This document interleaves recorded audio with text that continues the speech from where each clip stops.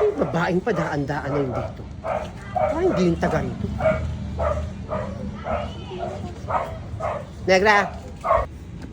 O Feli, bakit? Kilala mo ba yung babaeng padaan-daan dito?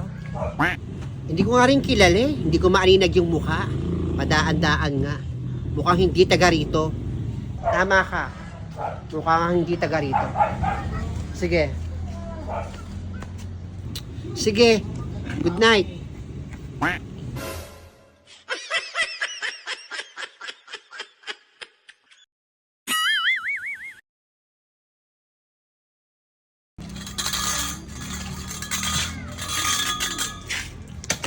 Ay, gabi na naman. Ako kapagod buong maghapon. Uy, Kamuning!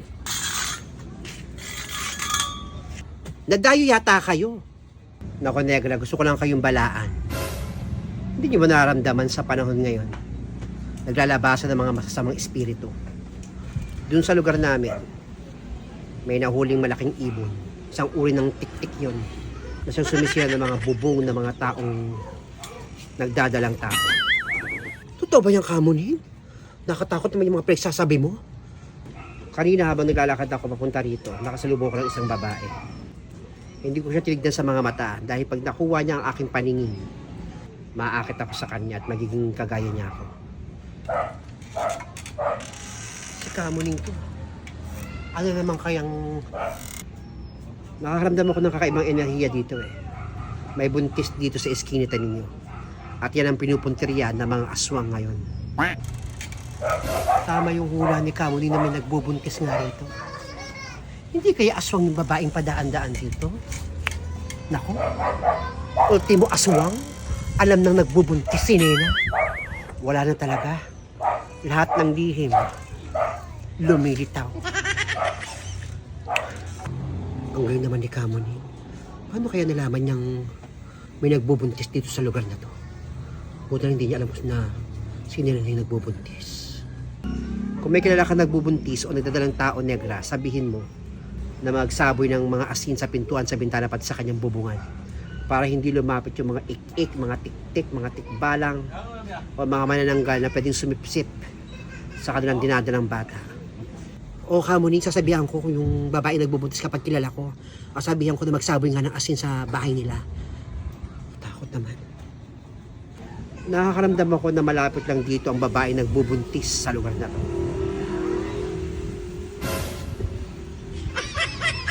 Isang malaking ibon na naman ang palipad-lipad, Negra. Kung kilala mo yung nagdadalang tao, balaan mo na. Sige, alis na ako. Pauta nga muna nila ng isang sardinas. Ha? Sardinas? Ito, babayaran kita bukas. Pag nagbayad yung magpapahula sa akin. O sige, sige. Bayaran nyo na pag napadaan ho kayo dito. Salamat, Kamuning. Salamat, Negra. Babayaran kita pagdaan ko. Balaan mo, ha?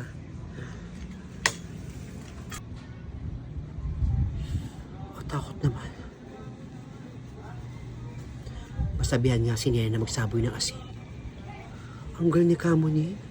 Alam niyo may nagbubuntis dito sa lugar namin. Nakatakot. Kaya pala kanina, may babaeng padaan-daan dito na nakakulay itim. Hindi kaya aswang nyo. At ang pinupunteriya niya, si Nena. Katakot. Mamaya, sasabihan ko si Nena. Ay, Negra. Feli, ikaw pala. Narinig ko yung mga sinabi ni Kamuning. Wala namang masama siguro kung gagawin mo yung sinabi niya. Sabihan mo si Nena. Buti hindi mo sinabing si Nena ang nagbubuntis dito sa lugar natin. Balaan mo na si Nena. Baka nga naman maging bugok pa yung pinagbubuntis ni Nena kapag inasong siya. Magsaboy na siya kamo ng asin. Oo. Sasabihan ko si Nena. Mahirap na mamaya nga maging bugok yung dinadala ni Nena. Nakakatakot, Negra, no? Ultimo aswang, pati aswang. Alam na ang lihim ni Nena. Nagbubuntis siya. Wala tayong magagawa. Kalat na ang lihim ni Nena. O sige, diyan ka na. Basta balaan mo si Nena, ha? Na magsaboy ng asin. Mamaya dumaan na naman dito yung babaeng yun eh. O sige na, diyan ka na muna. Sige na, gandang gabi. Good night sa'yo. Salamat. Sabihan nga si Nena. Halika nga, Nena. Muntik na bakit? Dumaan si Kamuning kanina.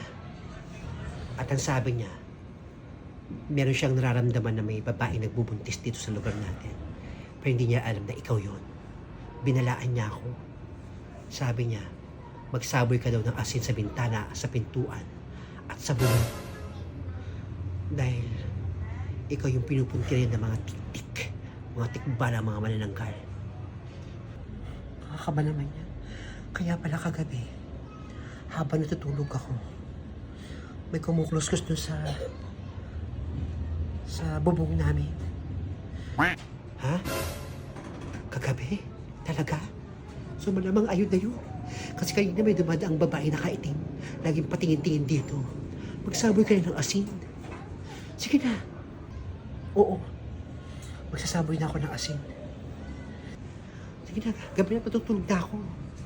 Good night. Magsaboy ka na. Sige na, good night.